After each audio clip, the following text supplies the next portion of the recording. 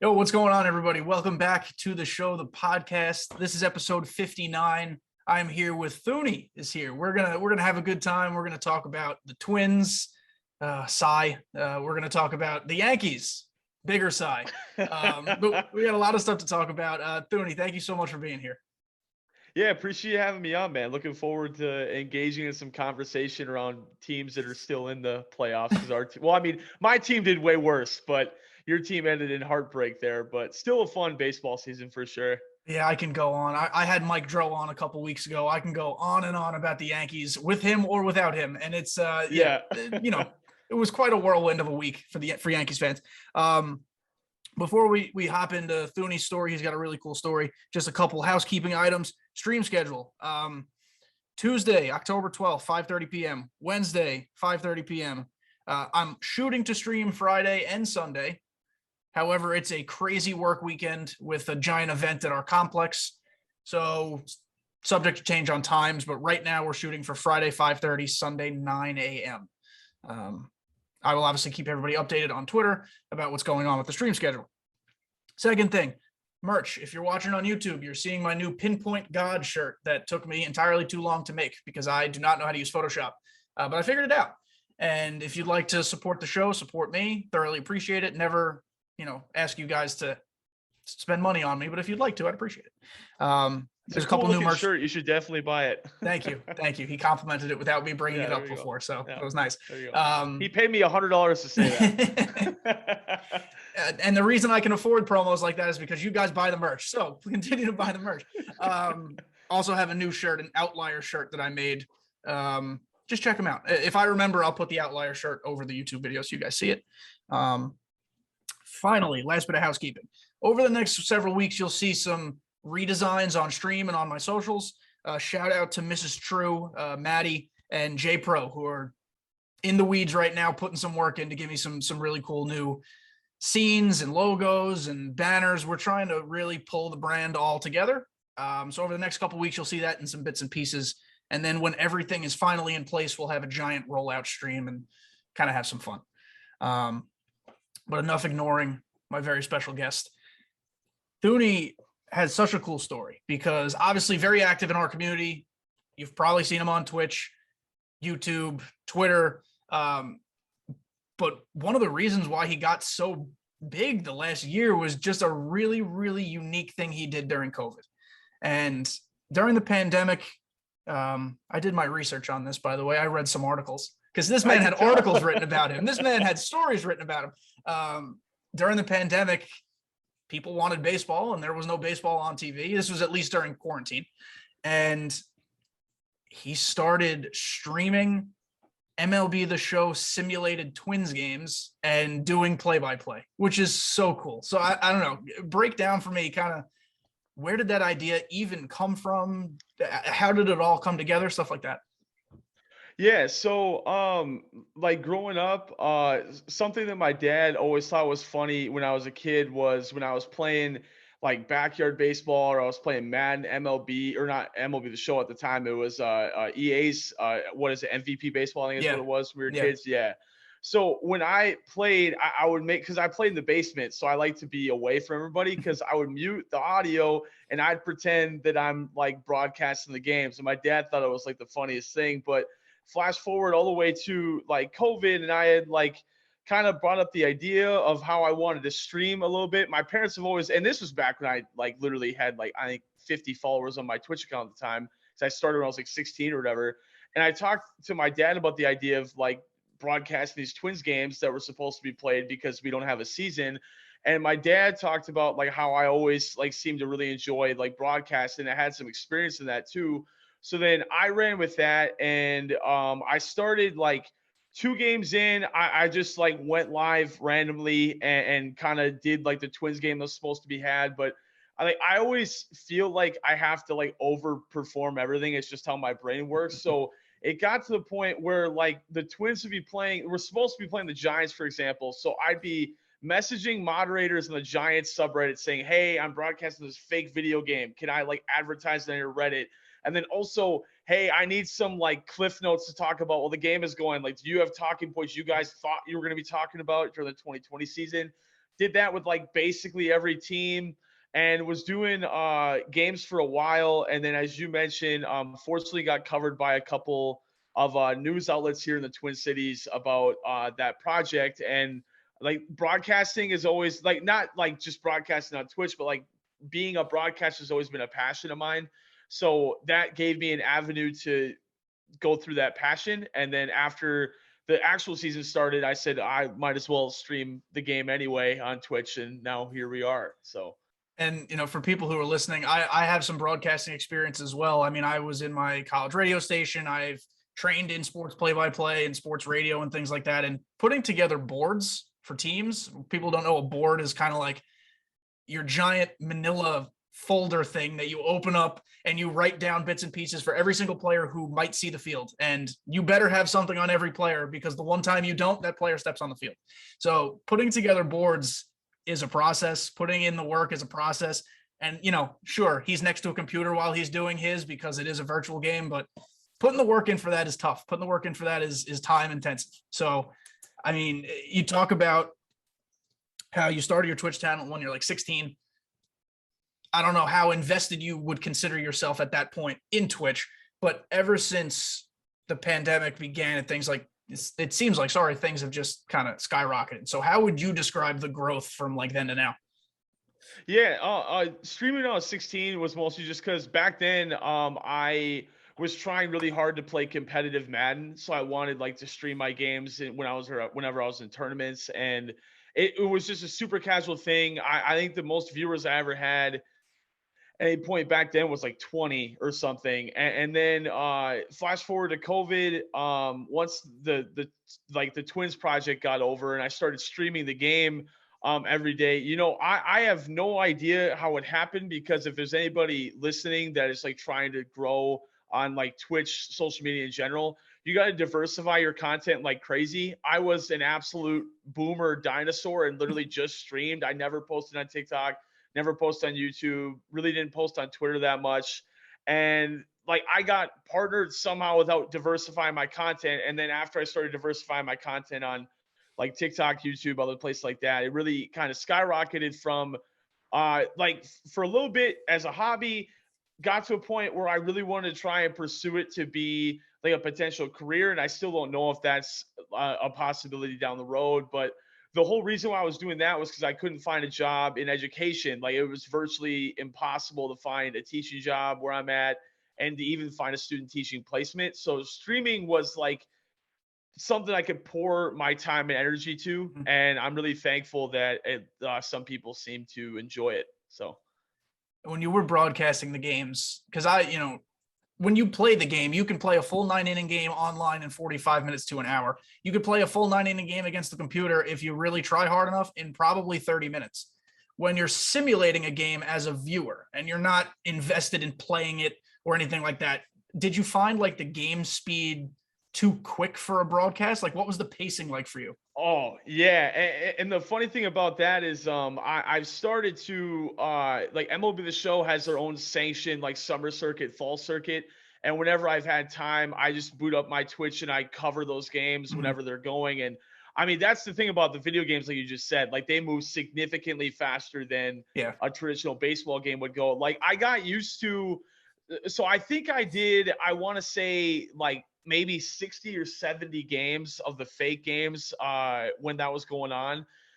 And it took me until about game 10 to know what animations took how long, to know this animation meant that this animation was going to show up. So in my head, I was like, okay, you have about 9 seconds to talk about how great Mitch Garver's been this game before he has to take his next pitch. So I got better at understanding those cues. But yeah, I mean, it goes by way faster. Like like going back to your like vanilla folder and having your notes you write out. I mean, you couldn't get to a quarter of them or a half of them because of how fast the game went or how the game script went. But that was what I enjoyed about it. Like I know a lot of people while I was playing was like, why don't you just play it and commentate? I thought the fun part of it was letting the computer just handle complete randomness to make it feel like an actual authentic broadcast. And I really enjoyed that. So of the storylines that developed over that shortened season, what things like most surprise you that you can still like recall right now? Like whose performances were just like unreal? Yeah, well, so going back to this current season, Joey Votto had, what was it, 6 days in a row that he hit a home run, if I'm not I mistaken. think so. It was Yeah. 6 or 7. Mitch Garver had 9 days in a row Oh, in jeez. ours, and I don't know how that happened.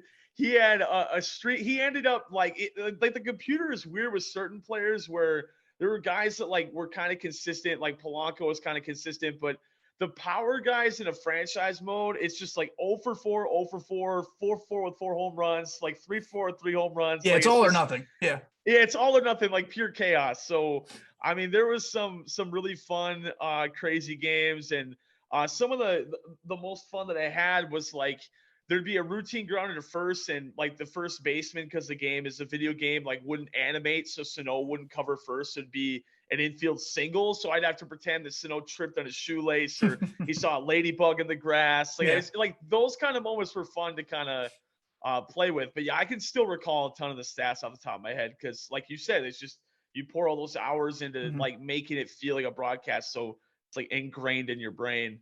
Now, was it a full franchise sim or just like were there trades by the computer or was it strictly gameplay? No, it was, so I wanted to keep it like as realistic as possible. So I didn't let there be any trades. I really only made moves for the Twins like within the minor league system. So Mhm. like for example, Nick Gordon came up and played actually really well in the second half of the season for the Twins this year, but that was a big part of like one of my games was calling like Nick Gordon up for his rookie debut and calling certain guys like up and around the organization. But I made sure there's no CPU trades. I made sure I wasn't trading. Because I mean, I didn't know how long I was going to go for. Like I remember, and this goes for everybody waiting for the actual season to start. There was like 3 or 4 different times that we were Yeah. told there's no season. It's going to Mhm. start at this time. Never mind, it's starting this time. So I like there was a ton of times where I was like, this is probably the last one, and then stream the next day, and I was like, Mhm. well, this is probably the last one. But like the thing that I'll never forget about it, and I think which was the coolest part for me, was that all the games were like, I want to say like 15, 20, maybe 30 viewers like watched these games. And then it got, so I simmed it forward to the playoffs, and the Twins, because they were doing well, like made it in my sim. And I timed the days out so that the last, like if the Twins made the last World Series game, like the next day would have been actual baseball. Yeah. Because my goal was to like help people have entertainment before the season started. And the first game of the ALDS versus the Astros, I was on the PS4 at the time, and I just had like the crappy PS4 webcam. And I saw like the like top right corner had like the live like comments and viewers, when you're on a Mhm. PS4 like standard broadcast. And it was at like 140. And I had never seen a number like that Yeah. before, like without a raid. So that, I mean, my adrenaline was pumping that whole time. We were in an apartment with me and my wife, and I'm sure I angered some neighbors that night. But that was probably my favorite stream that I'll ever have. I don't think anyone will top that. Me and my girlfriend live in an apartment now with paper thin walls. And going back to the Yankees, watching the Yankees over the last week, I think I've pissed off plenty of people. So I can relate to that. Um, Yeah. as far as the viewership goes, I know we talked about the growth. So aside from the growth, did you find that the people who were coming into your streams of those games were just like, oh, we're Twins fans who need our fix, or were they actually MLB The Show fans who now have translated into your current streams? I would say, so if I recall correctly, I might be incorrect. I know as of right now, I'm around, like slightly over 10,000 followers on Twitch. And when I ended the Virtual Twins project, as I called it, I think I ended with around 800 followers on Twitch. So it still wasn't like a gigantic Mhm. part of it. It was a start of how I got going, but I really only 3 or 4 people ish are in my streams every day now. I mean, a lot of people were there, and rightfully so. A lot of people were there to try to find baseball content that wasn't there. One of my favorite things about how I started it was the Twins' actual schedule. They played the Athletics like 3 of the first 5 series if it was actually going to happen in 2020. Mhm. So I was posting on that Oakland A's Reddit every day, and there were people that were A's fans that were jumping in my stream before I went live, like leaving comments, like getting excited for the game. And then the schedule turns over, and it's like, this isn't the A's. I was like, I know, like I'm doing the Twins games. So like, okay, bye. And I'm like, okay, well, that was kind of weird, but I'm like, like that kind of stuff was pretty cool too. Yeah. And I know, so obviously you weren't doing this from a gameplay perspective. You were doing it entirely as a viewer. But did this teach you anything about franchise and what it lacks in MLB The Show? Because a lot of my guests that I have on here, I think all of them are online players. And I'm sure not every listener is an online player. Some of them are offline and prefer a better franchise mode. I don't play franchise a ton. I actually have a couple content ideas that I'm thinking of to get involved in it. But I don't know. Did it teach you, like, is it lacking something? Is it fine the way it is? What do you think? Well, yeah. So and it's weird that I mentioned this, but like I was pretty consistent on YouTube and TikTok for a while. My new job, as a paraprofessional is like completely consumed my life. So I'm trying to figure out how to balance. That's everybody's like issue, right? You work 40-hour job, Yeah. trying to balance content creation, but like I started a Madden franchise where I'm doing the same bit where I'm commentating for like the Washington football team is who I'm doing it with, but like something I've noticed in Madden is I love how detailed like their scouting is. Like it's a really, really, and it is in the NFL. Like the draft is the biggest part of the whole season. Whereas it feels like for baseball fans, the MLB draft not as important because these guys are in the minors for a while. So like I would love if there were things that made the minor leagues like really important. Like maybe instead of playing the Twins game on April 24th, you play the AAA affiliate and you have to have a good game with the like the top 100 prospect. If you have a good game, then their like potential overall when they come to the league maybe goes up, or if you have a bad game, maybe it goes down. I brought up to a couple people that are, I'm not saying I'm close to anybody at SDS, but I sent DMs and tweeted people and tried to have a conversation about, I love what they did in Road to the Show where they've had like that kind of like following radio show around your player. Yeah. I would love if there was something like that in franchise mode. It doesn't have to be as detailed as an actual show, but like even text prompts. Like I feel like just like it's an 162 game franchise mode. Like there should be like there should be weekly goals. There should be like maybe a fake Twitter banner on your side, like with people tweeting like, God, the Twins suck, or God, the Twins are awesome. Like, and those tweets could affect like your player morale. Like there's so many things they could do that like the most important part of me, even more important than gameplay, is the immersion side of it. Because if you come home from work, like, or if you're a kid come home from school and you're not constantly thinking about like the 37-20 franchise team you have, you got to get them on a winning streak, then they're not doing a good job. So any way you can keep building that immersion, I think is what's going to really make people happy on playing. And I would love more stuff like that for franchise mode too. I know a lot of people complain about like the trade AI and the trade functionality and stuff like that. And one of my content ideas, and it makes more sense now, is rebuilding the Yankees, which seems like a funny thing to say, but like, how can we rebuild this team and make them win? Because for some strange effing reason, they don't do that. I'm hesitant to start it because I could easily manipulate the computer to make the trades to make my team better. I want to keep it fair. I want to keep it real.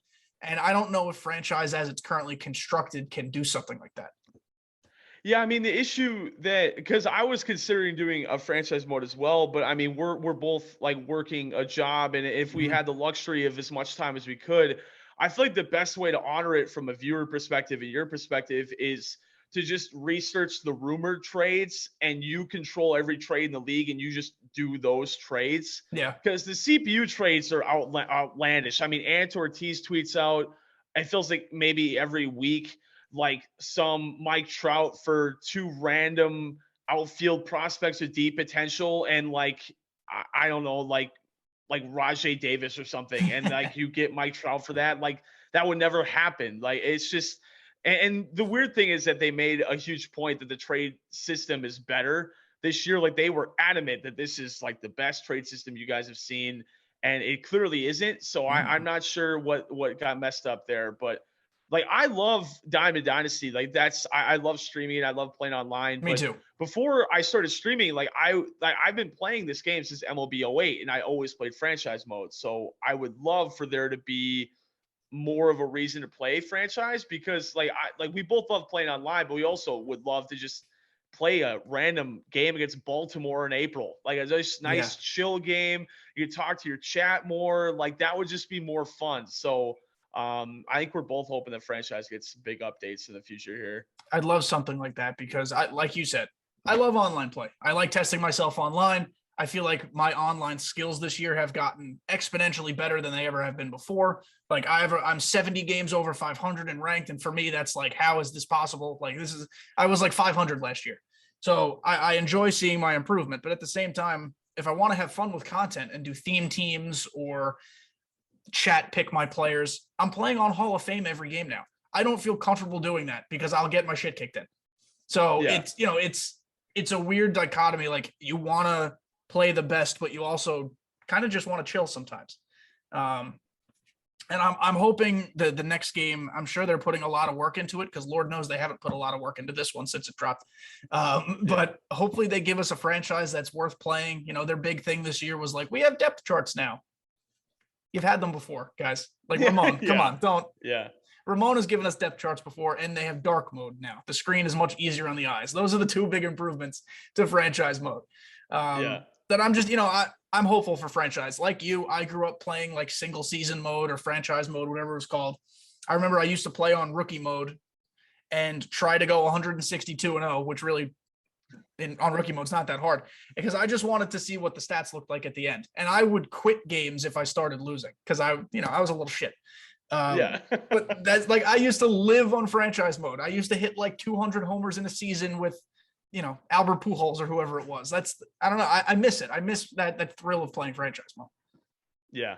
I definitely, like, we're like both speaking for how I'm sure a lot of people feel. And it's just like, I really feel like even though gameplay, like lining up perfect sucks, but I feel like if there was just more of a focus towards like that immersion and like even go back to the old MLBs. I mean, a big part of your franchise mode was saving up enough money so that your players could travel on a plane versus on a bus. Like, I remember checking like the transportation services. I remember raising popcorn up to $7 to see like how upset the fans would get. Like, I miss quirky, dumb stuff like that. Like, that needs to make a return too.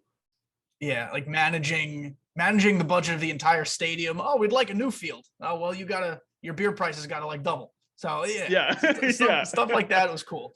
And they've clearly put a focus on the online play, as they should have at a certain time, because online play is what PlayStation and Xbox games are now. It's all online stuff. But there are still people who don't want to play online or would rather spend most time offline. I think they did a good job this year with making all cards acquirable by pretty much everybody for the most part. Obviously, like World Series and BR rewards, you have to play online, but you could buy them and they're cheap enough now where you could get them. But the next step is giving offline players what they deserve. Yeah, for sure. I completely agree with that. So last thing, wrapping up of this first part of the episode here, if there's one thing that you think you learned from doing your Minnesota Twins project, did you learn about the art of streaming? Did you learn about yourself? Is there something like super inflective retrospective you'd like to tell us? Like, what did you get out of the entire project? Like, looking back to now, like what has helped me with streaming and really life in general is that like I felt like, and I still kind of feel this way, but I'm trying to get better with it. But one thing I always struggled with was like when I met new people, like I had a hard time like having a conversation or jumping in saying hello. And when I first started streaming, like I remember getting super nervous, and everybody's been at that point where they see like the viewer numbers go up and they get nervous that like, oh, this is a new person I'm talking to, and they're hearing the sound of their voice, and all that's really like intimidating and weird. But that was an opportunity for me to like put myself up there in a really uncomfortable way. I mean, I like in like looking back on it, like pretending that I'm like looking at it from afar away. I was a random dude sitting at a computer commentating a video game to people on the internet that wasn't a real game, but I was acting like every game was Game 7 of the World Series. I mean, there'd be a home run to put the Twins up in the 8th inning, and I always told myself that I wanted to give that emotion, that it was real. Like there is on my channel, one of the older clips that I have is I think the most prominent clip of that project, where it was like Eddie Rosario hit a walk-off home run, and at the time, because COVID was weird, I was working at a Chipotle near my parents' house. I was living at my parents' house, and my parents were like upstairs. They heard me shouting about what happened, so I ended streaming. My dad was like, what the hell happened? And I was like, oh, some guy in a video game that I was commentating hit a walk-off home run. Like in the grand scheme of things, super weird, but it made me feel more comfortable in my own voice, and it was fun. Like that's what streaming and making content should be, is that it's fun. So and that's why I'm still doing it and plan to do it for a long time. And it was an outlet for you, but for your viewers, you were doing it for yourself. It gave yourself, obviously you enjoy it. It was a project for you. You got satisfaction out of it for yourself. But for those 30 people who were showing up to games, that was like their outlet. They needed that because during the pandemic, there was nothing. There were no sports. It was the Last Dance documentary, and that's it. So like you gave them kind of somewhere to just hang out and have a little bit of normalcy. It's going to be really weird to look back in like 4 or 5 years when like the first like real documentaries come out about the early part of the pandemic, and remembering what like going to the grocery store and seeing that there was no toilet paper, and like I mean I can't even think about it now. Like it feels like that was so long ago, and that was only like a year and change ago that all that was going on. I mean, it's still technically going on, but not as like crazy lockdowns as we had before. Dude, it was crazy. I had to have my mom ship me latex gloves because I couldn't find them anywhere. And my grandma was driving from South Carolina up to New York, and I'm in the middle in Baltimore, or kind of the middle. And I asked her on her way to stop by and bring me paper towels because I couldn't find them anywhere. The pandemic was effing weird. Still a little strange, but yeah. Yeah, it's going to be something that our grandkids are going to be completely puzzled about when we show them like pictures of just, it's going to be, they're going to be like, what do you mean toilet paper? Jeff Bezos' Amazon wipes my ass or some shit like that. Like it's going to be strange. Yeah. All right, guys. So we're going to hop into the ads like we always do. Then we're going to talk. We kind of already talked a little bit about it, but just the state of MLB The Show. We're at towards the end of the content cycle, maybe a couple months more worth of stuff. And then we're going to talk about the Twins and kind of just, I don't know, be upset about our teams together. But first we're going to hear from Thrive Fantasy like we always do. Thrive Fantasy is a daily fantasy sports app that is based around player props. It has eliminated the need to do countless hours of research like some of those other DFS apps because it only asks you about asks about the top tier athletes in a respective sport. To play MLB games or NFL, NBA is coming back soon. If you're a hockey person, sure. Choose 5 out of the 10 player prop options to build your lineup. Each prop has a fantasy point total associated with the over or under based on how likely it is to occur. The more points a selection is worth, the riskier it is. Rack up the most points possible, and you could win a share of the prize pool. If you're looking to play games and make a little bit of money during your favorite sports season, use promo code TheShowThePod when you sign up for Thrive Fantasy today, and you'll receive an instant $20 bonus on your first deposit of 20 or more. Download Thrive Fantasy on the App Store, Google Play Store, or by going online to thrivefantasy.com. Sign up and prop up today. Next, our friends at Dugout Creative. They make comfortable shirts, and they're big, probably having your favorite streamers merch on there. So if you're a consumer of MLB The Show content, Twitch streams, YouTube content, whatever it is, your favorite streamer probably has merch there. And I can't stress this enough. They're incredibly comfortable shirts, like super duper comfortable. Super duper comfortable, man. They're absolutely fantastic. Their short sleeve hoodie is one of the most comfortable items of clothing I own. So dugoutcreative.com, use coupon code KDJTV. You get 15% off your entire order. Dugoutcreative.com, KDJTV, get you 15% off. And thank you if you use the code. I love you. Thank you. Finally, Rogue Energy, our newest friend. I'm going to show everybody on YouTube. This right here has made me more cracked out of my mind than I've ever been in my entire life. I'll tell this story till the end of time. It was Battle Royale. The situation was I was playing a man who was 56-0. That's correct. 56 wins and 0 losses. I made him quit after the first inning because I hit 8 home runs in the first inning. Every single ball I touched was an absolute nuke. And I don't hit that well. I've only gone 12-0 once, and it wasn't even in that run. So that stuff will just get you hyped up. That's the hydration formula. Rogue Energy's hydration formula has all the benefits of its energy formula, but no caffeine. You get the same focus. You get the same, I don't know, other qualities. But it's incredible because it dissolves completely in liquid. You don't get any of that chalky stuff at the bottom. Completely dissolves, tastes incredible. This one is the dragon fruit mango. Doesn't sound like it should work. I don't even know what a dragon fruit tastes like, but it tastes phenomenal. So if you go to rogueenergy.com, use coupon code kdjTV, you get 10% off your entire order. Energy formula, hydration formula. They have a shake formula. I promise you it's worth giving it a shot. rogueenergy.com, coupon code kdjTV. So we are back. I'm starting to read less and less of these ads and just ad lib them. And you know what's fun? I don't think anybody cares. So I'm going to keep doing it that way. I think people like the ad lib. That's something that people like. I hope so. The stories end up being pretty similar every time, but it's better than reading like, scripted copy every time. Yeah. So like I was saying, we touched on this a little bit in the first half of the show, the state of the game. We talked mostly about franchise, but at this point in the year, it seems abundantly clear to me and many others that other than like really necessary patches, like the PCI fix they just did not too long ago, they're not going to fix anything in this game. I think they're focusing entirely on 22 because otherwise they would have made legitimate changes to several problems that have existed in this game for a long time. I'm just curious what you think about the state of like online play and how frustrated do you get versus like, it's just a video game. Yeah.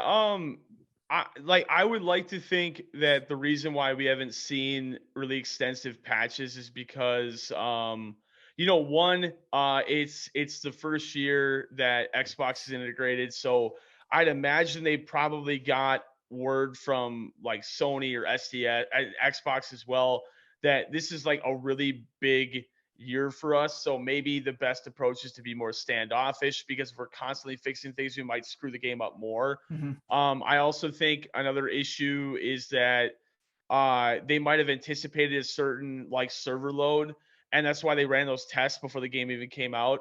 And I think that they probably found out early on that they were going to be in trouble on high stress days.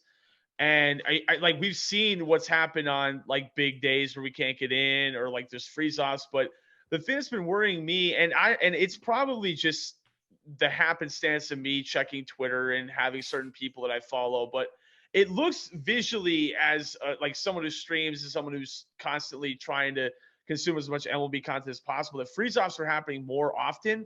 I know they've been happening more often. Yeah, like they've been happening more often to me. Something that's been communicated on Twitter is that they want as much video proof as possible. So like I've had freeze offs and I've just been like, I told myself to be quiet and just record what's happening, tweet it to like the devs and just like, here's another example of a freeze off. It's really weird because I'm speaking for myself, but I'm sure a lot of other people feel this way. Last year when we had COVID, like there was literally nothing going on. So all anybody did was play this game religiously every day last year. And while I do feel that like this game is better than MLB 20, I'm feeling significantly more burnt out playing this game than I did last year, which is weird because there's a whole new battle royale program. There's pinpoint pitching. There's the stuff that were new that were added. But man, I am really like, I'm struggling to find the ability to stream for like 4 or 5 hours playing this game. Like I used to do that no problem at LB 20. This game, it feels like 3 hours is a lot. And like the lineouts are one frustration, but something that Quash, I know, preached a lot last year. He hasn't been as vocal this year because I know he got a new job. But speaking on Quash's behalf, the foul balls were ridiculous last year, and they still are ridiculous this year. My feeling is that because there's a new market on Xbox, they didn't want to completely make it swing and miss baseball. But I mean, like the very lates, the very earlies of the PCI is not on the ball, super frustrating. The other thing is that technically from SDS's word, the PCI is not your bat. It's like your eyes. So that's which is silly to me. Yeah. I don't understand that at all. So hopefully next year we hear that now the PCI is a bat, maybe a change to the hitting engine, but I would anticipate 0 touches to this game outside of McGunsky highlighted like exploits Mhm. that we're seeing that they can manage. So it's gonna be a tough couple of like 4 months here, Yeah. unfortunately. The issue you touched on so many good points, and I've said this a few times on the podcast, so it's going to sound repetitive to some listeners, but the whole "that's baseball" crowd, there's a partially correct. There, baseball is a game of randomness. Baseball is a game of, oh, I only got a 70 exit velo, but it was placed in the absolute perfect spot with the correct spin, and it ends up being a hit. I get it. You know, if pitchers are going to consistently throw 102 up in the zone, you're going to get some fluky base hits. It's absolutely Yeah. going to be a thing. The problems that I have are with the inconsistency of it all and how I can have the same exact input on the same exact pitch with the same exact hitter as my opponent, and my opponent will get a double and I'll swing through it. Or because the timing windows are an enormous problem. Yeah. Yeah. Check swings, SDS said, oh, they'll be better this year because now they're entirely determined upon the player, as in the user, not the game. But check swinging has never been harder or more inconsistent. It's a train wreck. And so it's the inconsistencies of it all that bother me. And that's what frustrates it for me. Like you said, I usually stream like 3 hours. It's hard for me to go more than that because any more of that, I feel like my head's going to explode. And it sucks because it's my favorite. I love baseball. This is my thing. So I don't know how they fix inconsistencies, but if I were the devs, that's what I'd be looking at. Yeah, like going back to the inconsistencies, I mean, there's been times where I have slammed my X button on my PS5 controller into the Earth's crust, and I've still gotten a check swing. Yeah. And there's been times where I've barely breathed on it, and my guy goes all the way, and it's strike 3. Like for them bringing up that check swings were addressed, and me still having though, like one moment should clearly be strike 3, and it was a ball. My guy checks somehow.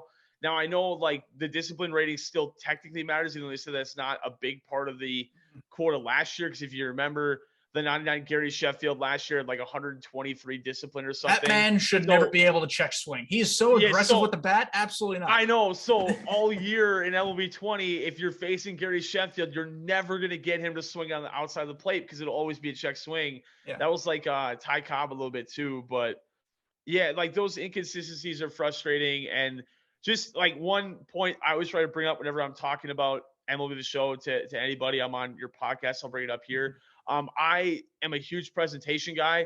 So if you notice when you're playing moments and you hit a perfect, no doubt home run, it's not just watching the ball go. It quick cuts to the player in the box admiring their home run. Yeah. I need that animation in ranked so badly I can't even express it. I love how pissed off that would make the guy who allowed the home run, how amped up that would make the guy who hit it. Like the game knows it's a home run because it cues it. And like, even though you're not seeing the animation online, you're seeing for a blip while the ball's carrying Miguel Cabrera doing his little like holding the bat up thing. Yeah. Like Didi Gregorius tossing it into the other dugout. Like the game's doing that anyway. So I love the camera pan to that too, because that would just be like more added emotion for online play too. They do stuff for the animations and the visual representation every year. And for the most part, they are better. Like the number of no doubt animations that exist in this game, I couldn't even believe. Like there are probably thousands. And some of them are the funniest things I've ever seen. Like Eddie Matthews throwing his bat at the umpire, essentially, or Reggie Jackson helicoptering into the dugout. Those are fun things. But sometimes the animations that they put into the game they think will make it better, and they actually make it worse. My least favorite one is the outfielder with a diamond shield stretching for the ball in a gap, and it goes past him, and now suddenly the runner's getting 2 extra bases out of it. When in all reality, I played center field my entire life. That never happens. Like literally almost never happens. It's, I don't know. It doesn't make sense why some fielding in general needs an overhaul, but like diamond shield means nothing. Eddie Murray is the worst fielder in the game, and that doesn't make any sense. Yeah, that was yet another point SCS made focal during the pre-streams for the game came out, was that there was a big adjustment to defense. I mean, they even had one point in the stream where they broke down catcher stats. And they're like, catcher stats are going to matter this year. And no, it couldn't matter less. Like, it's just, it's just, and speaking as like you talk about center fielder, like as a catcher, like I would love if there was a real added value to pop time, if there was a real added value to like not only blocking, but how quickly after that block can you transition to a throw? Because maybe someone's not stealing second, but if you have like a JT Realmuto or you have like a really good defensive catcher, and you maybe catch them in la la land between first and second, they're going back to first. If you have Gary Sanchez, he's going to block that ball and he's going to slowly pick it up off the dirt because he's Gary Sanchez. But if you have like a solid defensive catcher like Yachty, for example, Might who be can able to maybe pick do a it. quick throw from his knees, and like rip it to first, like those would be animations that I would welcome to the game because that would highlight like the defensive nature of the players. But yeah, I mean, like Frank Thomas still is the best defensive first baseman in the game, and that should not be the case. But No. that's where we're at. So So I'm gonna say this, and I need you guys all to run with me for a second. This is not an elitist baseball person take. I think I'm pretty spot on, or at least close enough with this.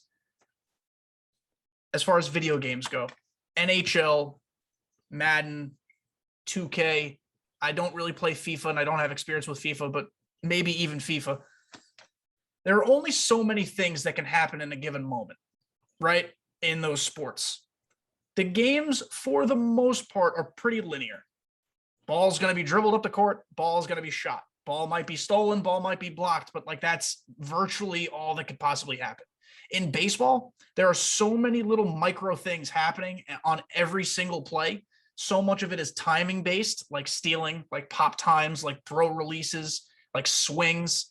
I think that's why it's been so hard for SDS to program a quote unquote perfect game. Because there are so many small things in baseball that I don't know if it's possible. Yeah, that's definitely a good point. And you know, one thing that I think is super interesting that I saw kind of tweeted about in some comments the other day was, you know, something that Madden, it feels like Madden's done this forever, is that in like because there's a couple of prime examples, like OBJ makes his catch. So the next year in Madden, the new addition to Madden is now everybody can make the OBJ catch. And that was a super annoying part of that Madden. But, you know, I think they're also trying to look at like real things that happen to tie in animations. And one thing that's kicked up a lot in baseball recently has been the cadence of pitchers, like going from a slow cadence to like going to a quick like Nathan Eovaldi during the wild card game. Like there were certain times where mid stride, he would quickly come home instead of bringing his knee all the way back up. And that got Stanton and some other guys a couple times. Like those are some things that I would love to see added. That would be a huge thing to add to the skill gap, would be adapting to different situations like that. But I mean, before even stuff like that gets added, we have to figure out like how guys are feeling it off the wall, have to figure out, why, like one thing that is super weird that I've never understood is how like turning double plays, and now that there is some animations, but if you got two Diamond Shield defensive players turning a double play, it feels like the Silver Shield defensive players still turn that double play just as fast. Like, I feel like there should be that penalty or that reward to like going defense or going to a batter, and that would just make the competitive landscape all that much better too. Yeah, like you don't want to add more attributes to the game because that would just complicate things further. But like you said, with middle infielders turning double plays, like a transfer quirk where they transfer the ball quicker, or because you don't want the stat. You don't want like a 99 transfer stat because like I said, that adds more to the entire algorithm. But just something where like second baseman has a diamond shield, the ball is not sitting in the glove. It's a quick pop out and they're throwing it to first base.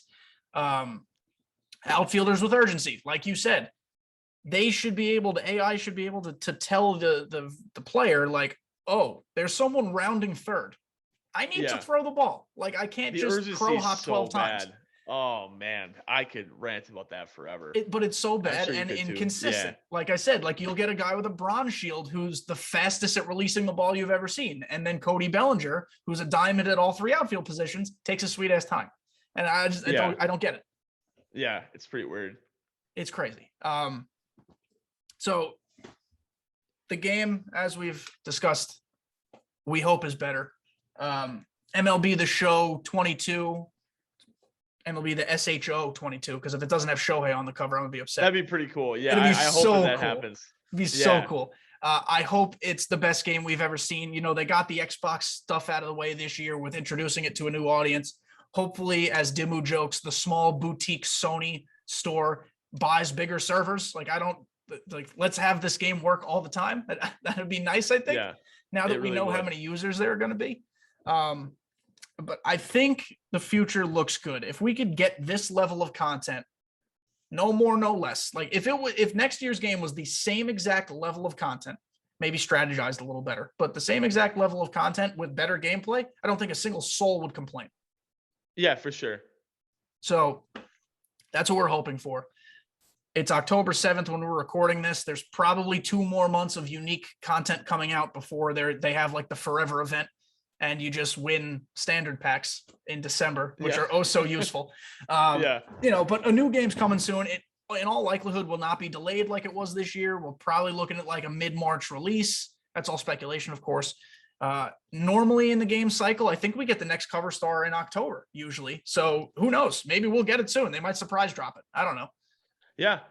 Because we got the last one in February, if I'm correct, right? But that was very late though, because usually it is the October. Yeah. So who knows? I mean, they could keep to the February schedule now, but at this point, pre-orders for the game will be full swing by February. So who knows? Yeah. But we're going to talk now about the state of something else, and it's the Minnesota Twins. Massive disappointment this year. And I don't mean that as like a Yankee fan, like, haha, my team was in the playoffs. We sucked too. But I think people expected a lot more from the Twins, even at least contending a little more. Maybe not a guaranteed playoff spot. What went wrong? I mean, what do you see? Well, like the number one issue that they had, and it was like I'm turning 25 tomorrow, so it's been happy birthday! 20, look at that, your happy birthday episode. Yeah, hey, happy birthday episode. So I've been watching the Twins for not 20 some odd years, because I can't analytically take things in as a 5-year-old, but I mean, for the years that I've been watching the Twins, this was by far the worst performance of a free agent class that we've ever had. Now, we didn't go highbrow. I mean, we went J.A. Happ, Matt Shoemaker, Andrelton Simmons, like Alex Colomé. Like, we never go for the top brass of free agents, but it was bargain shopping. Yeah, it was bargain shopping. It's fine. And, speaking, the thing that Twins fans, like hardcore Twins fans, have been bringing up all year is that Matt Shoemaker, who was, if you don't know who the Twins are and you don't know how Matt Shoemaker did, he was absolutely awful, like he's really been throughout his career, except for like 1 year. He cost the same amount of money as Robbie Ray costs, and Robbie Ray did pretty good for Toronto. So, so money's not always the way that you buy a good free agent. Your research, your scouting is a big part of it. Twins clearly didn't do a good job of that. A lot of injuries this year too. Buxton sounds like the Twins are going to be invested in making an extension offer to him.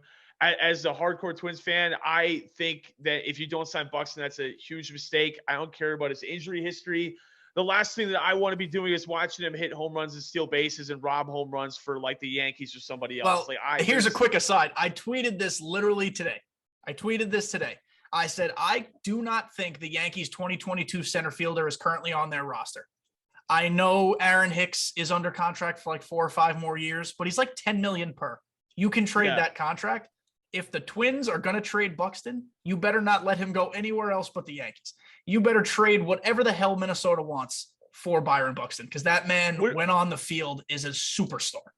He's arguably the best outfielder, and I know Trout's the best outfielder in baseball. I'm not going to get in that argument, but I mean, Buxton, from when he first came to the league to where he is now, if you look, there's a really cool tweet. I could try and DM it to you after, so you can maybe put it up on the YouTube video for people that are watching. But there's a tremendous side-by-side of Buxton's first cut. Like, I think it was his second at bat ever for the Twins at the major league level, compared to like one of his home run swings this year. And I mean, the swing, the flight path of the bat, his load transfer, they're night and day. They're not even the same player. I mean, he has figured it out. Like, he knows how to hit a baseball. He knows how to get that launch angle, the exit velo. Now, the number one issue is learning how to play the game safer. You never want to tell a guy to not play the way that he's been playing. Well, Bryce Harper has kind of learned to play safer. He's still a little reckless, but look at him. He played almost every game this year, or he might have even played every game. I don't know. Yeah. So Buxton, I really hope is someone the Twins bring back. Jorge Polanco, people think that, where'd Polanco come from? All-Star in 2019. He was playing with a broken bone in his ankle all 2020, so that was not a real Jorge Polanco season in my eyes. So 2019 and 2021 are full seasons for Polanco, and they were phenomenal full seasons. So you have a power-hitting second baseman. You got Nick Gordon, who I thought looked great, could play some shortstop. Royce Lewis probably won't be called up for the Twins next year until later in the year, but like I still think the Twins have a roster that can compete for the AL Central. I'm not saying they compete for the whole thing, but the White Sox are playing the Astros right now, and the White Sox finished below 500 against 500 teams or better through the season. They're playing game ones against Houston. Last I checked, it was like 6-1. Houston was drumming them. I'm not sure the score now, but I mean, Houston is a team that has playoff experience, and they're clearly showing that. The Twins, I mean, we've had experience at losing. I mean, we haven't won a playoff game since I was 8 years old, and we haven't won a series since 2002. And a lot of the time, that's my team's fault, so I apologize. Yeah, it's I will never forget being in college and having the wild card game against you guys and watching the first inning and going up in Yankee Stadium. Irvin Santana takes them out, and then Didi Gregorius and the rest of that Yankee lineup happens. And I love Didi. I know you do. I can't believe the Yankees didn't offer him a lifetime contract. I mean, he was. Don't get me started there. Yeah. I think if I'm not mistaken, I think I'm not exaggerating either. I think his career numbers against the Twins as a Yankee, he was batting over 430. I think he literally killed us. Like, I wouldn't be shocked. Man, he was so good against the Twins. But so like Twins, you talking? Sorry, you go. Sorry, you go go. ahead. Yeah. You go. All right, sorry, sorry, guys. This happens when we record virtually. Sometimes there's little stutters. But yeah. I look at like one of the Twins did a pretty decent job of like realizing they were out of contention and trading some pieces. I get it. Trading Barrios was a weird one to me. You get a great player back, but he was still under contract, right? And you need pitching. It seems like the Twins' problem very often is pitching. So what did you think of like deals like that? Did that make sense to you? Yeah, so the Barrios trade was one that was discussed a lot here in Minnesota, that like even if you don't like Barrios, like you have 5 guys in rotation. It's not one-man rotation. So like the thing that I want to express to people that aren't Twins fans about he's not an ace, and he will never be an ace. He has not shown anywhere near enough consistency to be the ace of rotation. He's a phenomenal 3 or 4 starter. He's like the best 3 or 4 starter that you could ever have. He's not a 2. He after like July, the August and September, he is unrecognizable. His curveball has no spin on it. His fastball loses his zip. His changeup falls apart. I mean, I think he's got a 6 or like just below a 5.8 ERA career in September. Like, he's an awful pitcher near the end of the road. And I know that he's been trying really hard to work on like his longevity, because like April, May Barrios is every year. Is Barrios going to be an AL Cy Young? No, he's not, but he looks great to start the season. So I think Barrios could be really beneficial in like a 6-man rotation where he gets less starts, so you could save his arm a little bit more. But, like losing Barrios sucks, but the Twins got a really good haul from Toronto. Like when I saw that trade, I was streaming and I walked around here for 10 minutes. I couldn't believe what we got for Barrios. I didn't think it was worth that. Blue Jays evidently thought it was worth that. And Nelson Cruz getting traded like sucks, because I really – like in my heart of hearts, I felt that if the Twins won a World Series with Cruz, he would retire as a Twin. I mean, he's talked numerous times that he loved it here. I mean, we built – and this is the funny thing to look at the race stats. The Twins built Nelson Cruz a nap room in Target Field so that he could, during games or before games, he could go there and nap. And that's a dumb one thing to bring up. But, I mean, he talked about loving it here. He also talked about after he got traded that he wouldn't rule out coming back to Minnesota this year. So if he comes back next year and we get the haul that we got for him in like Joe Ryan, who looked fantastic for the Twins the rest of the way. Like Joe Ryan looks like a 3-starter, a fringe 2 guy. Like they got some guys coming up that could be 4 or 5 starters. But I mean, the thing that we'll be looking for forever that we haven't had since Johan Santana is an ace. We just haven't, We haven't had that here. So that's the ever looming search is, will we ever have a full-fledged rotation here in Minnesota? Well, maybe it's a guy like Ryan, potentially. Who knows? He could figure something out. They keep giving, how do you know how to say his name? Balazovic. They keep giving him high diamond cards. So Yeah, maybe Jordy he'll be it. Blaze. Yeah. He actually had a good second half, but his minor league numbers have not been real promising. He feels like a real inconsistent starter. But the thing about baseball, and I mean, baseball fans know this, but these are long careers. Like, this is not like the NFL as a running back where they got like a 4 or 5 year shelf life and they're done. I mean, you got guys like Max Scherzer, not comparing to Max Scherzer, but you got guys that, and Verlander before he got hurt, that can do this for a very long time if they know what they're doing. So maybe he figures it out, he knows what he's doing, and the sky's the limit there. But you mentioned Robbie Ray literally figured it out this year. Robbie Ray has never really been good before. He's always struck Kevin guys Gausman out. for the Giants, like Kevin Gausman for the Giants, another one too.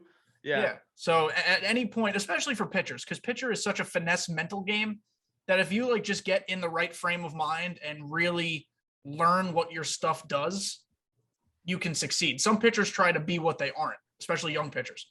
But yeah, I agree with you. I mean, finding an ace is very difficult. The Yankees were fortunate enough to buy an ace who didn't pitch like an ace a couple days ago, but the Yankees can't develop pitchers worth of shit. I mean, Luis Severino was great and then was missing in action for 2 years. So I get just to jump in quick on the ace that didn't pan out against Boston, like New York markets like that are very hardcore.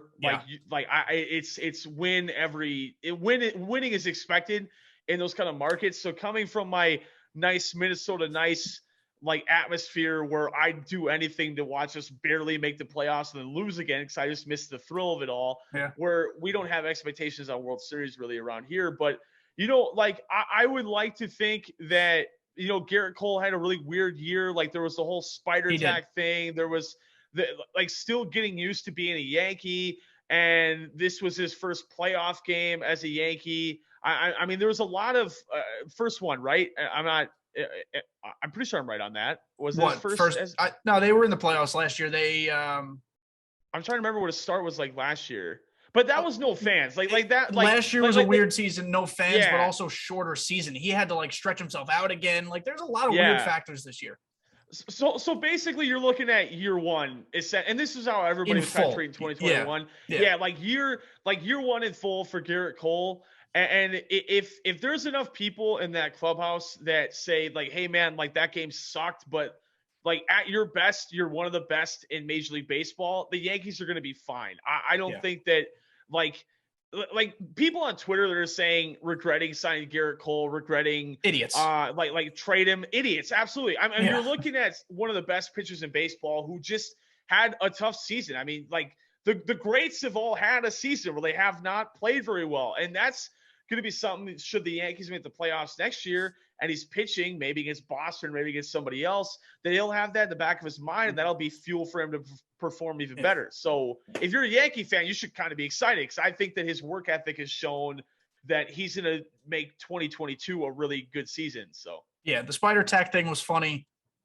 The first full season with the Yankees, because 2020 was such a, I don't even know how to describe it, such just a weird season. There's a lot of talk that he might have pitched a little bit hurt. I think some of his hamstring was off.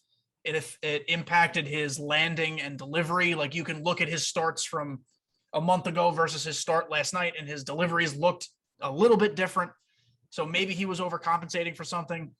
You still hope your guy who is an ace pitches like it. I think Boone left him in too long. That's a running theme with Aaron Boone, just mismanaging every single pitcher he's ever touched. Hopefully he won't be back. Sidebar. We don't talk about that too much now. But yeah, futures can be bright for all these teams if they just make the right plays in free agency and maybe find a diamond in the rough like a Robbie Ray who ends up pitching well, or like Nestor Cortez this year ends up being a real pitcher and not like a batting practice machine. So, things happen. Hopefully the Twins, I like when the Twins are competitive because the Twins are fun. The Twins have always been fun. I just remember, maybe it's because I used to be Robinson Cano's biggest fan. Love Robinson Cano. Yeah. I think he got his first major league hit against the Twins It was in that stupid stadium with the bag in right field. Was it Metrodome? Metrodome, yeah, the Metrodome, yeah. The days of like Johan Santana and Francisco Liriano carving up every offense they faced were really cool. So I hope they're good again, and I still hope they lose to the Yankees, but it'd be cool if they were fun. Yeah, I feel like of the Minnesota sports teams that are in this town, I feel like the Vikings always have the best probability of winning a championship because it feels like the ownership group is consistently trying to make, like, even though the Vikings have never won one and probably never will, they're trying every year. Like, you can see they're trying to put a good effort out. The ownership in Minnesota, we all can feel it, that there's not a lot of care there. I mean, there were people that were saying, now who knows how it probably could have panned out like this again, but there were people after last season that were saying the Twins are like this close. If we actually try and make a splash in free agency, like, we could do pretty well. Like, there were rumors that instead of instead of Andrelton Simmons, rather, the Twins were close on Marcus Semien. Look at how different our season is. Just imagine. At short. Just imagine. Polanco and Semien up the middle. Imagine that. Like, Robbie Ray was in discussions with the Twins. Imagine that. And like, there's now hindsight's always 2020. Maybe Jay happened. Some alternate universe could have been great for the Twins. Who knows? But the reality is that this free agency was not very good. A new GM and management came into town about 3 or 4 years ago, emphasizing them to get the most out of the ownership group that they can do. Every GM in my life has said that.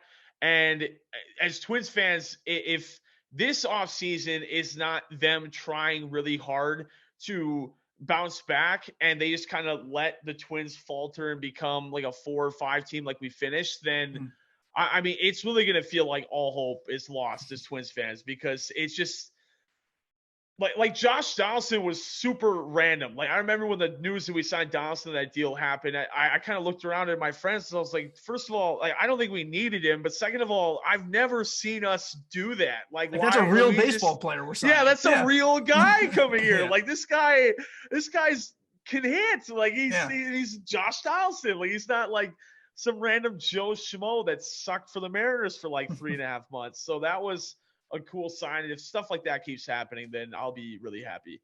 Yeah. Guys, we're going to close the show like we always do. We're going to talk about what cards for the Twins do we not have in this game. Pre-recording, we already stated the obvious. Everybody in the world wants Joe Mauer. I think Justin Morneau would be a lot of fun. We've probably already mentioned guys who you'd like to see. Who are they? And before actually we get into that, where in the hell is 99 Kirby Puckett Ramon? Did you kidnap him? Why haven't we gotten him before Hank Aaron? What is going on?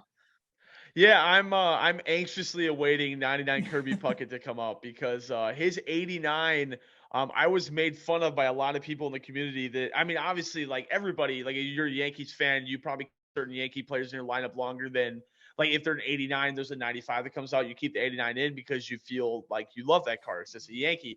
Like, I love Kirby Puckett, so obviously he was in my lineup for a long time. Can't wait for 99 Kirby to come out whenever he does come out. I'm assuming he's an inning program in the next 1 or 2 inning programs is my assumption on when we're going to get him. Or events, maybe. I see. It just seems weird to me. We're going to drop Kirby Puckett after we drop Hank.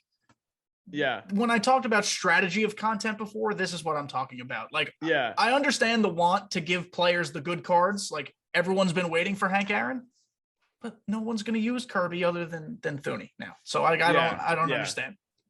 Yeah, it's kind of bizarre, but looking at other Twins that they could acquire, like something that it feels like it's kind of happening, is that, like, Jacoby Ellsbury is a great example in my mind, is that it looks like STS is going for either a highbrow legend or like a middle tier guy that it's not a lot of money for them, but it's still a fun name for people to jump onto. Like, Jacoby Ellsbury did not have a Hall of Fame career. He did not do a crazy amount of like accolades, but for a little while he was a very good outfielder for the Cleveland Indians. So like, Grady Sizemore, you mean? Yeah. Yeah. Who did I say? You said Ellsbury, but I was sorry, following. Ellsbury. I was tracking. Sorry, my bad. Yeah, going back to Sizemore, excuse me. Yeah.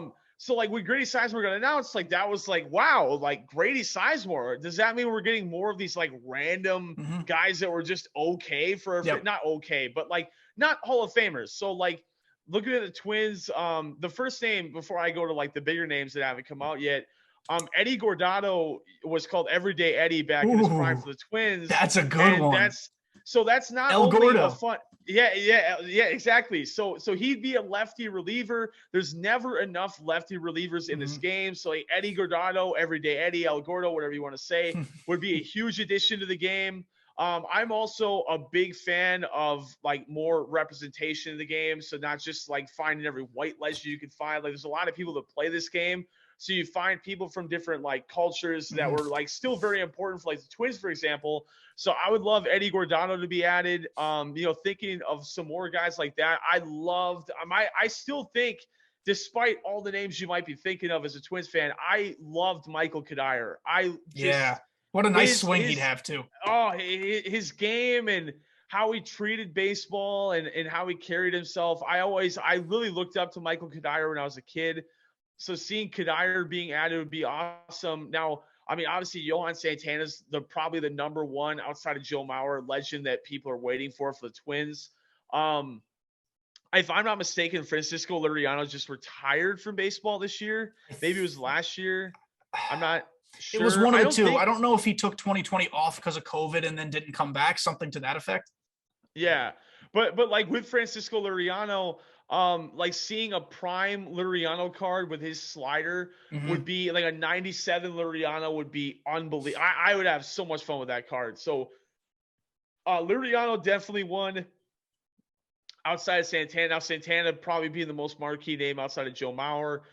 But other than a lot of those guys, I can't really not like a Nick Punto, a 92 overall Nick Punto. Adding in Nick Punto would be the craziest meme in the history of. I can't imagine like opening up your Twitter and seeing a notification for MLB The Show for the new event and like a 92 Nick Punto showing up. I'd be like, are you serious? Like, why? We already have Pee Wee Reese, which is like 1920s Nick Punto. So I don't know if we need another one. Yeah, exactly. You did get a cool legend this year in Joe Nathan, though, and I'm a fan of that Joe Nathan card. I've always liked Joe Nathan, so that was cool. Yeah, Joe Nathan being added was awesome. Joe Nathan, Mauer, and Morneau were like my big three as a kid. Like those are the guys that I just every time they were on. Now Johan obviously being one of those two, but like anytime that like Joe Nathan came out for the ninth inning, I was literally as a kid sitting like right underneath the TV and just watching it like it was my first time watching baseball. I mean, Joe Nathan closing games was fantastic. Eddie Gordano, like I mentioned, would be awesome. Jesse Crane, kind of a weird righty reliever that could be fun. He's been around. I'm not sure. Yeah, not sure. Like he had some success in the White Sox as well, so that could fulfill a couple needs there. But looking like across the diamond at some other positions that maybe you could see. I mean, like Delman Young won a Rookie of the Year. Delman Young wasn't very good for the Twins. And I also don't know if he's a great person. Hasn't he done some really stuff? So I don't know. I'm not sure about the personal history of Delman Young, but if there is any, then yeah, we don't need to touch anything there. But not speaking of Twins, my favorite player, period. I don't know why this became my favorite player growing up, but not on the Twins. I loved Adam Jones so much on the Baltimore Orioles. So if there was ever Adam Jones getting added, literally every franchise mode I played as a kid, I would trade for Adam Jones to go on to the Twins. So I loved Adam Jones a lot on the Orioles. But going back to Minnesota, I can't really think of Carl Pavano would be kind of interesting, but not a 92 mile an hour fastball. I mean, you'd get cooked with that online. Yeah. So that's pretty much it. I mean, like that sums up my franchise. I mean, there hasn't been a lot of notoriety around here since. I mean, we haven't won a championship since '91, and when we've had six, I mean. The worst, like the greatest worst season we had in 2006 had the MVP, the batting champ, and the Cy Young all on one roster, and we got swept by the Athletics in the ALDS. Like that's also not supposed to happen. The MVP that should not have been the MVP because Derek Jeter had a better year, and I will die on that hill. That was the only year he should have been MVP. He had a better year. Analytics were weird in like the late 2000s and early 2010s. I mean, they were like, I feel like baseball players now should be very grateful to be playing when they're playing because advanced analytics play such a big role. Mhm. But I mean, man, back then it was is your batting average and home runs and RBIs good enough? Like that's literally the only three stats they looked at for giving out awards. So Jeter definitely probably got hosed there, but yeah, I mean, they definitely didn't look at advanced analytics at all back then. I don't think so. No. All right. So this has been such a cool conversation. It was cool to learn more about your story and how you kind of, I don't know if we want to say got started, but really got into streaming and things like that. Guys, just as a quick reminder, again, streams are Tuesday, Wednesday, and hopefully Friday, Sunday. Again, we'll keep you guys posted on that. Merch, if you want to buy it, I'll love you eternally. So I'll have the link to that in the YouTube comments or YouTube description. I will also have the link pinned to my Twitter page right at the top. It'll be nice and shiny so you can see all the cool stuff we have. But Thuuuney, before we go, let people know where they can find you if they already haven't, and what they should expect from you in a typical stream. Yeah, so my name is Thuuuney with 4 U's. If you misspell it, I'm sure I'll still pop up somehow because it's kind of a weird name. But that same name is my Twitter name, my Twitch name. YouTube, it can't be my YouTube name because YouTube says repeating characters is against their TOS, which is odd. So my YouTube is just my name, Austin Thune, and then my TikTok is my Thuuuney name as well. But I really like to talk sports that's everybody in the stream, but a big emphasis when I stream is I love reading chat. So people will comment how the playoffs are going, how their fantasy team sucks, and I love reading about that. So, and reacting to it as well. So mostly play MLB, been doing Madden to pass the time in kind of the off season of MLB The Show. But when MLB is lively and upbeat, I'm playing that religiously almost every single day. But yeah, that's where you can find all my stuff. Austin's a cool guy. He had a lot of really cool takes on this podcast. I very much enjoyed talking to him. So thank you so much for stopping by. Maybe there'll be a part 2 in the future. Who knows? But yeah, who knows, man? Appreciate you having me on. Of course. So guys, thank you so much for listening. As always, I appreciate you for stopping by, and I will talk to you all next week.